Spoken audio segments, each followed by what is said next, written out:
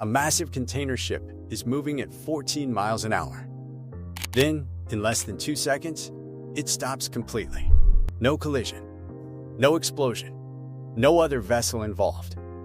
The seafloor itself just reached up and grabbed 60,000 tons of moving steel. This happens more often than you'd think, and what unfolds in the hours afterward is stranger, slower, and far more dangerous than the moment of impact itself.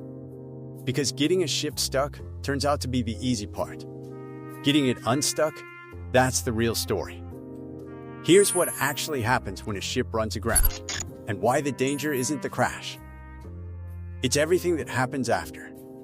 Picture a loaded freight train doing 40 miles an hour. Now picture that train hitting a solid concrete wall instead of slowing down gradually on the tracks.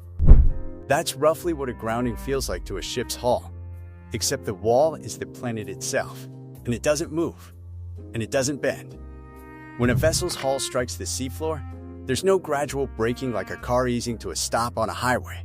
The ship's draft, how deep it sits in the water, suddenly exceeds the water depth beneath it.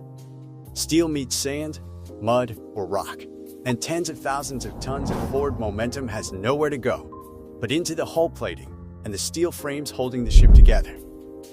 On the bridge, the crew feels it as a violent shudder running through the entire vessel, sometimes loud enough to knock loose anything not bolted down. Coffee cups slide off tables. Containers stacked 6 and 7 high on deck groan and shift against their locking pins. Then comes an eerie silence, as engines that were pushing thousands of horsepower into forward motion suddenly meet resistance they were never built to fight. The propeller is still turning. The ship is going nowhere. And here's where most people's instincts get it completely wrong. The natural assumption is that the engine should be able to just reverse and pull the ship back off whatever it hit. Throw it in reverse, like backing a car out of a parking spot, and drive away from the problem. That almost never works, and the reason why is something most people never think about. A floating ship stays up because the water it displaces weighs exactly as much as the ship itself. That's buoyancy, and it's the entire reason tens of thousands of tons of steel can float in the first place. But the moment part of the hull is resting on the seafloor, that math breaks completely. The ground is now holding up part of the ship's weight, not the water beneath it. Think about someone settling into a low beach chair that's slowly sinking into wet sand. The harder they push down on the armrests to stand up, the more the legs of the chair dig in and resist. The resistance isn't coming from above them, pushing them down. It's coming from underneath, fighting every inch of lift. A grounded ship behaves the exact same way. Reversing the engines doesn't lift the hull back up into water, deep enough to float it. It just grinds the hull harder against the seabed, scraping steel against rock or packing sand tighter beneath the keel. Because the resistance holding the ship in place isn't water resistance at all. It's the ground itself. And the ground doesn't give way just because an engine is working harder. In some cases, captains have tried exactly this, reversing engines at full power for hours, only to dig the ship in deeper and damage the propeller in the process. The fix isn't more power. It's a completely different kind of math. So if the impact isn't the dangerous part, and reversing the engines doesn't fix anything, what actually puts a ship at risk? Most people assume the worst moment of a grounding is the collision itself. That violent first impact, when steel meets seafloor at speed. It isn't. The hull is built to absorb exactly that kind of sudden, even impact across its length. The real danger shows up hours later, and it's something almost nobody thinks to ask about: tides. A ship's hull is engineered to be supported evenly, by water pressing up against the entire length of the hull at once, distributing tens of thousands of tons across the full structure like a mattress, spreading out the weight of someone lying down.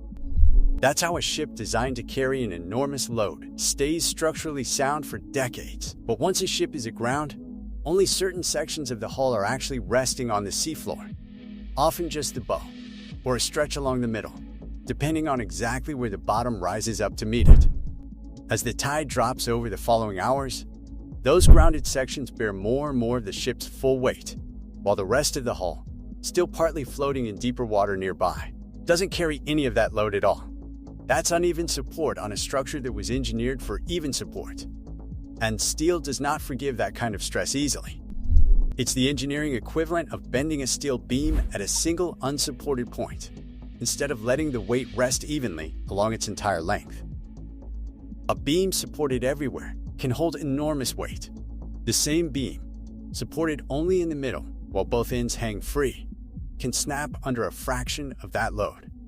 Keep that pressure up for long enough, through multiple tide cycles rising and falling, and steel plating that should never bend starts to crack, sometimes audibly, sometimes silently, until it's too late.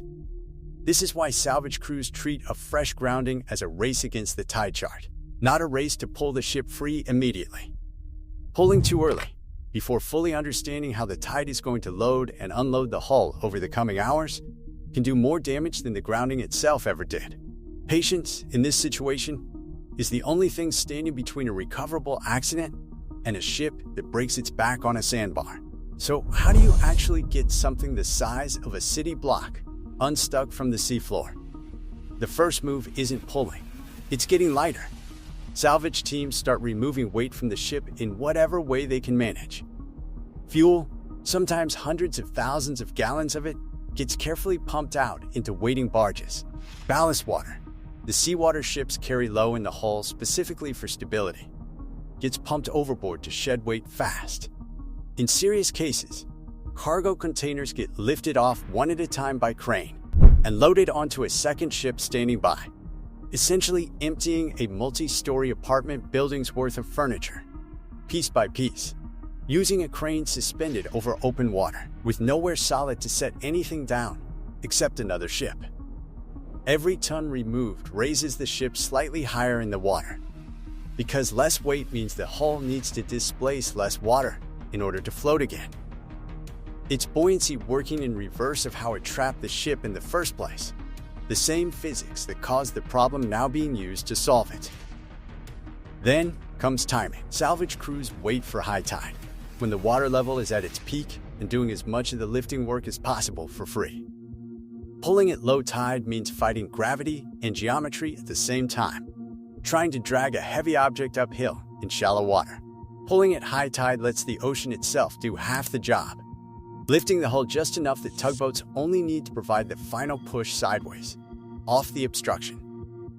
And when the tugboats finally do pull, they pull along the exact angle the ship entered the grounding on, essentially reversing the same path it took getting stuck in the first place, like backing carefully out of footprints in the snow. Pull at the wrong angle, even by a few degrees, and you risk twisting the hull against the seafloor, snapping a rudder that's still partially buried, or driving the ship even further onto the obstruction instead of off it. It's slow.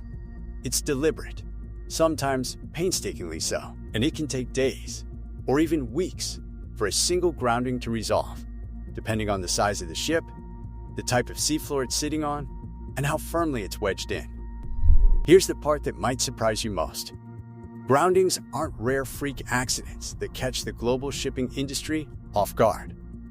They're a known, carefully managed risk built into how the entire industry operates. Ports and shipping lanes around the world are mapped with detailed under-keel clearance calculations, figuring out exactly how much water sits beneath a ship's hull at every single point along a route, accounting for tide, cargo weight, and the shape of the seafloor itself. Pilots board incoming vessels specifically because they know the local seafloor, the tidal patterns, and the channel depths better than any crew arriving from somewhere else in the world ever could.